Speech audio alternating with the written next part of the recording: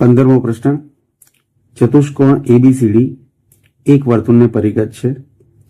જો એબી બરાબર 4.2 semi, BC બરાબર 6.5 સેમી, સીડી બરાબર 8.3 સેમી હોય તો એડીનું માપ શોધો. આ પ્રશ્ન વર્તુળની રાઇડરમાંથી પૂછેલો છે. ચતુષ્કોણ એબીસીડી એ કોઈ વર્તુળને પરિગત છે.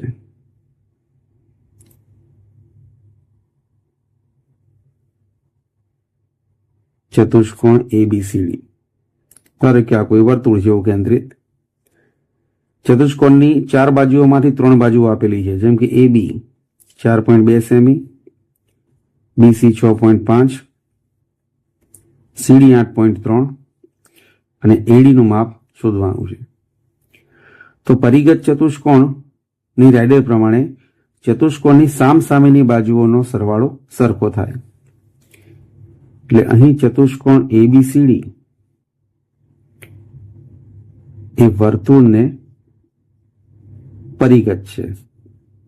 માટે ચતુષ્કોણની સામસામેની બાજુઓ જેમ કે એબી એની સામેની બાજુ સીડી એનો સરવાળો એ બાકીની જોડ એડી અને બીસી એના સરવાળા જેટલી થાય. કિંમતો મૂકીએ. એબી બરાબર 4.2, સીડી 8.3, એડી શોધવાના છે, બીસી 6.5. સરવાળો કરીએ. 3 ને 2 5, પોઈન્ટ 8 ને 4 12, સીડી પ્લસ 6.5. હવે એડીને સૂત્ર કરતા બનાવો તો 12.5 માઇનસ 6.5